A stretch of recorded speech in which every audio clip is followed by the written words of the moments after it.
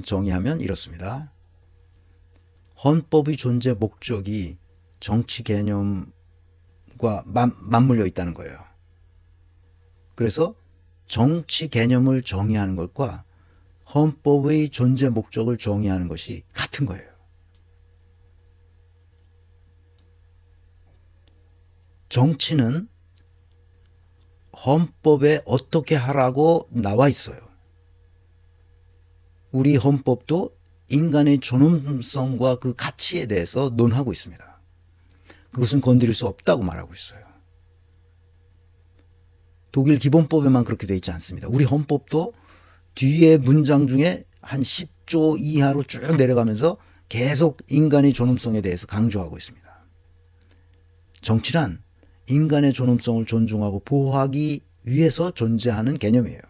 그래서 그러니까 존중하고 보호한다는 게 뭘 어떻게 하라는 얘기야. 우리가 가지고 있는 유형 무형의 사회경제적 자원을 효율적으로 배분해서 인간의 존엄성이 존중되고 보호하도록 해라. 지금 그런 얘기입니다. 그런데 일일이 어떤 한 사람의 기분에 따라서 하는 게 아니라 그런 구조와 시스템과 프로세스를 정비해라. 그런 얘기입니다. 환경 조건이라는 그거죠. 인간이 속해 있는 환경 조건은 항상 구조와 시스템과 프로세스 속에 있기 때문에 그 환경 조건이라는 한마디는 SSP를 말하는 거예요. SSP. 그것은 P, 맨 마지막에 있는 P, 사람의 존엄성을 존중하고 보호하기 위해서 앞에 있는 SSP를 정비하라는 거예요. 이것이 내가 내린 잠정적인 정치 개념의 정의입니다. 여기에 두 가지 단어가 중요합니다. 이 정의에 인간의 존엄성이라는 말과 환경 조건을 정비하는 행위라는 말입니다. 이걸 하기 위해서 5 분야의 민주화가 일어나야만 된다는 거예요. 민주화. 정치가 민주화해야 되고, 경제가 민주화해야 되고, 사법이 민주화해야 되고, 교육이 민주화해야 되고, 국토가 민주화해야 된다. 이 얘기입니다. 이걸 위해서 정치가 존재하고, 이걸 위해서 법치가 존재한다는 거예요. 그게 내가 요 근래 몇 년간 이 강의를 시작한 이후에 정치판을 들여다보고 정치판은 곧 법과 아주 직접적으로 연결된다는 사실을 알고 나 혼자 기존의 경영학 개념들을 사용해서 정치와 법을 다시 한번 정리한 겁니다. 이렇게 되면 우리는 기본사회로 가야 합니다. 갈 수밖에 없어요. 정의를 이렇게 내렸으니까. 그것은 다시 말하면 억강부약, 대동세상으로 갈 수밖에 없다는 거예요. 그래서 정상적인 민주공화국의 모습을 구체적으로 지도로 그리면 이렇게 된다는 거예요. SSPB, 분권화 자율성 네트워크. 이 조직 설계의 3대 원칙을 구조와 시스템과 프로세스와 사람에게 적용하는 거예요. 이렇게 적용하는 거죠. 다 분권화시켜야 됩니다. 모든 것이 자율성이 나타나도록 만들어야 됩니다. 그리고 자율성이 주어져 있음에도 불구하고 독불장군식으로 하면 안 되는 겁니다. 그건 분권화되지 않은 거예요. 독불장군이 나타나면 안 되는 겁니다. 그래서 네트워크로 다 연결돼야 되는 거예요. 이렇게 연결되죠. 이 화살표의 두께가 얼마나 중요한 것인가를 나타내는 겁니다. 그 원칙이 각각의 SSPP의 조직 설계 원칙의 3가지가 SSPP에 어떻게 세게 작용하느냐, 그 힘의 크기가 바로 이 화살표의 두께입니다. 분권화를 해놨는데 자율성이 훼손되고 있어요. 그럼 분권화된 게 아닙니다. 지시명령 통제하는 사회에는 자율성이 사라져요. 그래서 내란 사태가 일어나고 계엄령을 선포하고 지랄 발광을 한 겁니다. 왜? 자율성이 사라졌거든요. 분권화되지 않았다는 뜻이죠.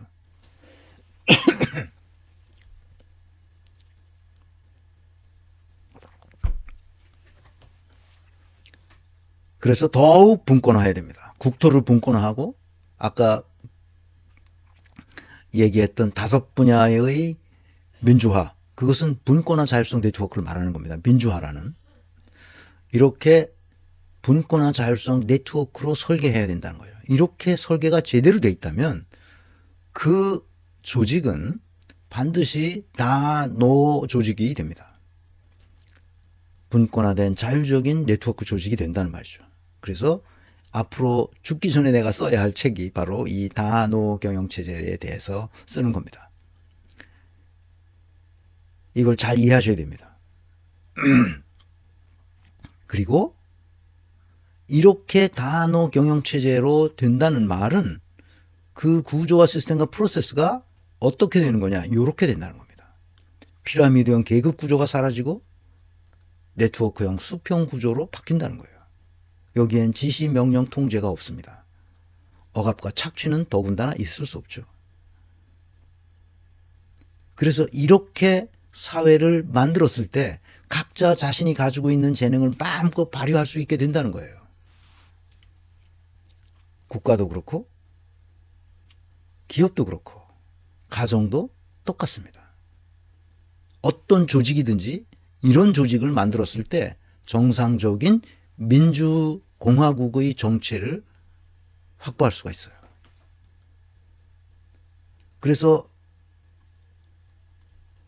정치란 무엇인가를 다시 생각해 보면 이제 조금 더 브레이크다운 하면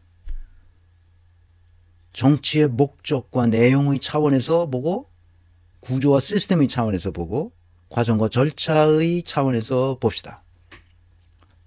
목적과 내용의 차원에서 보면 국가 경제력을 강제력을 활용하는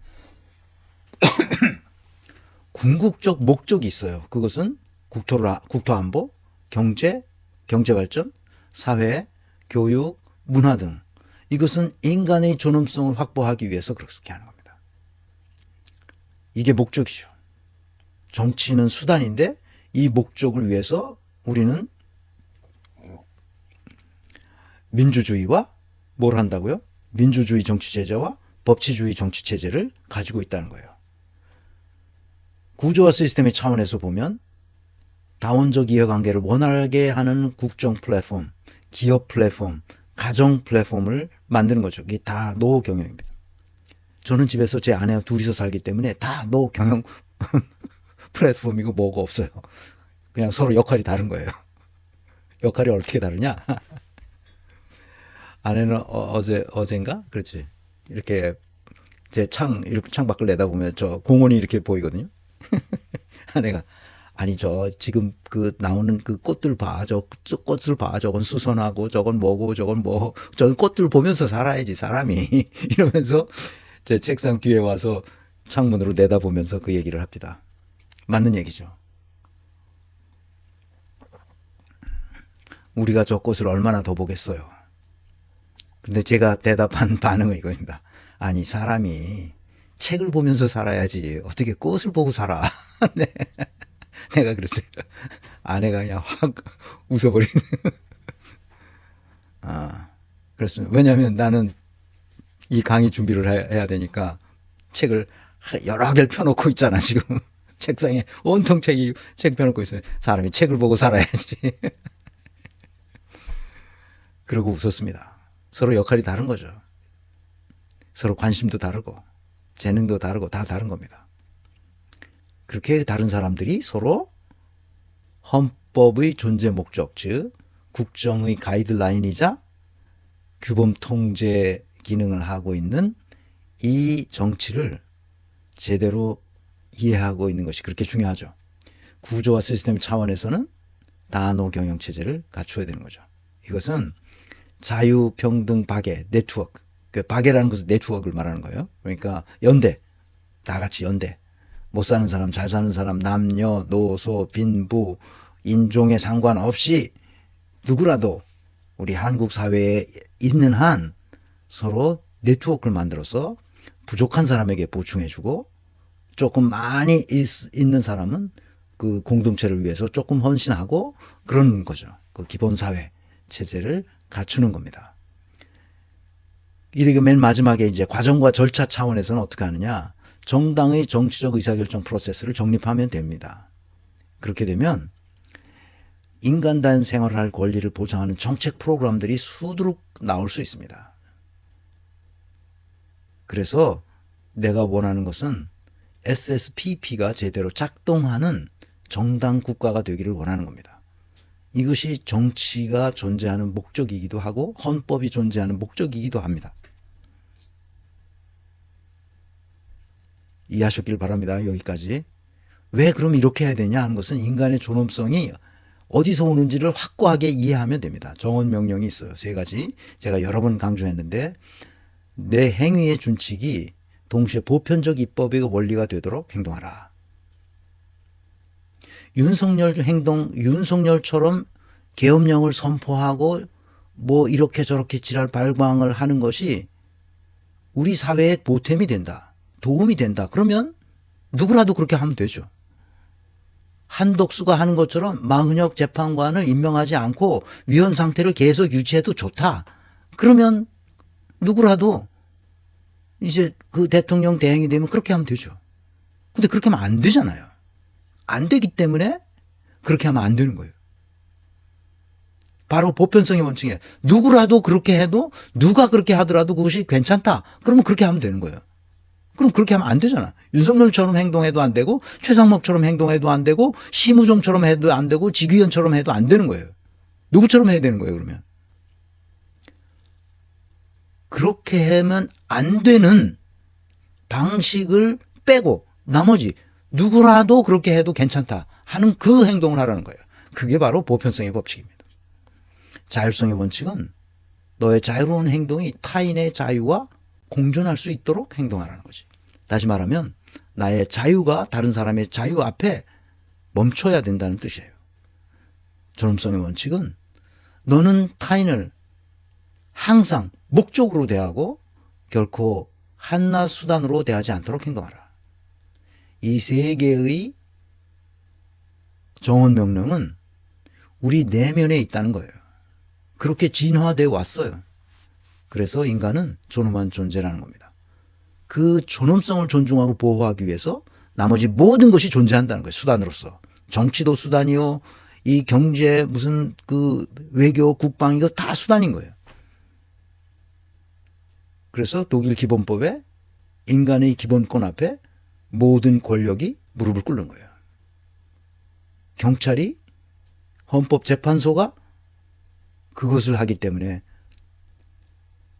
독일 국민적 신뢰를 가장 많이 받죠. 경찰이 그렇게 하기 때문에. 헌법재판소가 그렇게 하기 때문에. 우리도 그렇게 돼야 됩니다. 그래서 인간의 존엄성은 어디서 오는가? 이것은 이 칸트의 말이기도 해요. 이것은. 줄리팡님. 네. 감사합니다. 네. 차 한잔. 잘 보셔야 됩니다. 내가 해야 하기 때문에 너는 할 수 있다는 거예요. 이게 굉장히 우리가 보통 너는 할 수 있어. 그러니까 해봐. 뭐 되게 이렇게 하는데 그게 아니라 이걸 거꾸로 뒤집은 거죠. 내가 해야 하기 때문에 너는 할 수 있다는 겁니다. 이것은 뭐냐면 내가 해야 하기 때문이라는 것은 인간의 내면에 도덕적 윤리적 명령이 정언 명령이 속에 들어있다는 거예요. 그래서 너는 할 수 있다는 거예요. 그건 무슨 말이냐? 인간이 할 수 없는 것이 그 내면에 담겨 있을 수가 없다는 거예요. 그러니까 이런 도덕적 명령, 이 정언 명령은 우리 속에 담재해 있어요. 그렇기 때문에 할 수 있는 거예요. 할 수 없는 것이 우리 속에 들어있을 리가 없잖아. 그러니까 할 수 있는 거예요. 건강한 민주주의는 바로 이런 정신에서 시작하는 겁니다. 이것을 배우지 않은 한국인들이 너무 많기 때문에 법률가들도 이 내용을 제대로 알지 못해서 자기 스스로 반성하는 능력이 헌법재판관들 속에 없어요. 그래서 이런 문제가 생기는 겁니다. 무엇이 문제인지를 모르는 거예요. 자, 이제 정리합니다. 마지막 정리. 정치와 법의 개념 정의에 따라서 헌법재판관의 존재의 이유는 헌법재판소의 현재 규범통제기관으로서의 존재 이유가 상실된 것 같습니다. 왜? 국민을 애타게 만드는 것은 용서할 수 없는 일입니다. 그래서 누구냐, 김민훈 교수 같은 견해가 나오기 시작한 거예요. 한덕수와 최상목을 탄핵해서 다시 탄핵하는 거죠. 한덕수의 경우는 그 이주호에게 약속을 받아 마흔역을 처리해야 됩니다. 이게 내 생각이에요. 그러면 되는 거예요. 이주호를 불러서 물어보는 거예요. 마흔역을 너 임명할 거야? 그러면 한덕수와 최상목을 탄핵하고 이주호에게 권한대행을 시키면 됩니다. 국회는 그걸 할 수 있어요. 아주 합법적으로 그렇게 하면 됩니다. 마흔역을 그래서 앉혀서 이주호를 당장 내일 모레라도 임명시키면 됩니다. 바로. 지금 마흔역 한 사람 때문에 지금 헌법재판소가 교착 상태에 있잖아요. 그러니까 정리하자면 아주 단순한 거예요. 이주호에게 미리 불러서 서로 계약서를 쓰는 겁니다. 아주 명시화된 문서를 쓰는 거죠. 그리고 많은 국민들에게 다 알리는 겁니다. 이렇게 하기로 했다고. 그리고 한덕수와 최상목을 탄핵해버립니다. 근데 왜 그걸 안 하는지 난 이해를 못하겠어요. 그게 무슨 불법도 아니고 그냥 그렇게 하면 되잖아. 이주호 국회의장이든 국회 부의장이든 격이 안 맞으면 부의장이 이주호 오라 그래요. 국회로. 너 할 거 안 할 거야. 한다 그러겠지 당연히. 이주호는 내란과 아무 상관이 없는 사람이거든. 내가 그 유영아의 생활정치에서도 그 얘기를 했어요. 근데 왜 이게 안 먹히는지 난 모르겠어요. 여러분 이게 좀 어떻게 해봐 주세요. 내가 우원식한테 전화할 수도 없고 이게 생각을 못하는 것 같아 내게는. 말로 해 말로. 그리고 호소해 막 해달라고. 아유 난 너무 어처구니가 없어. 난 민주당은 도덕적 나르시시즘에 빠져 있어요. 자기애적, 순전히 자기만을 생각하는 사람들로 빠져 있어요. 이게 오랫동안 2013년서부터 2000 몇 년, 13년서부터 한 10몇 년을 문재인의 민주당이 있었거든. 그래서 도덕적 나르시시즘에 빠져가지고 뭘 해야 될지 몰라. 불법을 행한데도 단호하게 처리하지 않아. 포용해. 관용하고. 범죄가 저질렀을 땐 즉시 처리해야 됩니다. 내가 계속 얘기하는데 시간이 가면 다 변질돼요. 모든 것이 변질됩니다. 범인들이 있기 때문에 자기 거기 빠져나가려고 다 오염시키거든. 자기가 한 행위를 다 오염시킵니다. 그래서 즉시 해야 되는데 지금 아무것도 안 되고 있어요. 이거 국회가 나서서 이 일을 처리해 줘야 됩니다. 그래서 여러분에게 부탁합니다. 건민회에 가입하고 우리가 무엇을 생각하면서 이 세상을 살아야 하는지. 그래서 SSPP와 문명사의 이해를 함께 공부하면서 우리 사회를 바꿀 수 있는 길이 우리에게 열릴 거라고 생각합니다. 그러니까 문명사를 이해하지 못하니까 SSPP도 이해하지 못하고 그러니까 정치와 법의 개념 정의가 제대로 일어나지 않고 있고 누구도 정치가 뭐다.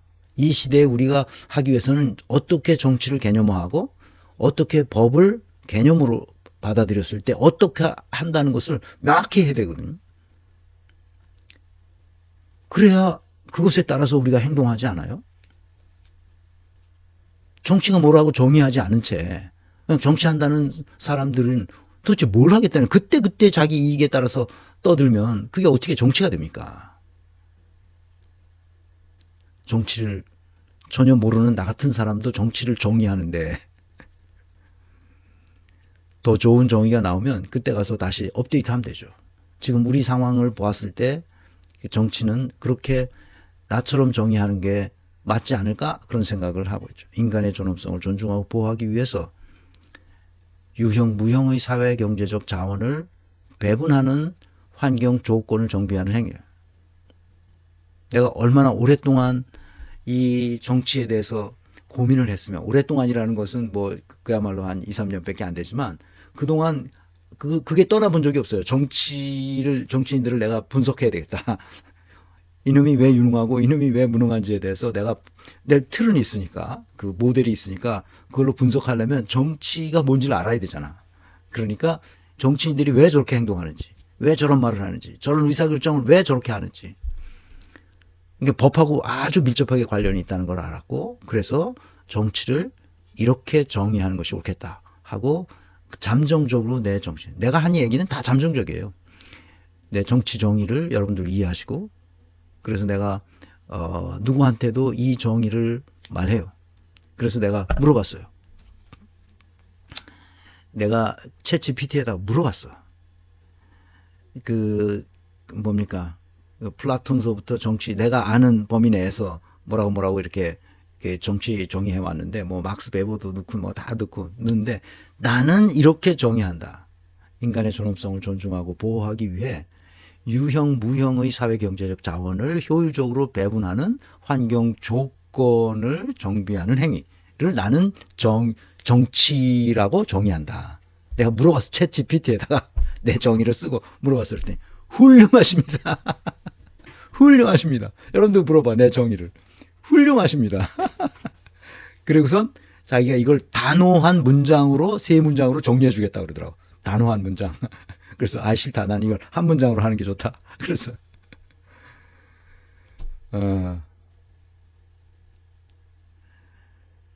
자, 제 강의는 여기서 끝나고요. 저도 준비하고 이제 광화문 집회에 나갈 준비를 해야 되겠습니다. 사랑하는 여러분, 한국에서 산다는 것이 얼마나 다이나믹하고 얼마나 할 일이 많은지를 시간 가는 줄 모르고 이 일을 생각해보고 또 자료 찾아보고 또 공부하고 그렇습니다. 여러분과 함께 이렇게 강의에서 만날 수 있는 것도 제 생에 아주 큰 기쁨이고, 또 파면이 끝나고 나면 윤석열이 파면돼서 그냥 자연인으로 돌아가고, 그렇게 되면 파면 기념 강좌도 하고 파면 기념 이 모임도 그 친구들하고 또 만나고 뭐 그러느라고 벌써 약속이 많이 돼 있습니다. 그래서 파면 기념 워크숍을 여러분들과 같이 가져볼까 지금 그렇게 생각하고 있습니다. 네, 제 강의는 여기서 끝났고요. 다음 시간에는 국정 운영의 패러다임 대전환에 대해서 생각해 보겠습니다.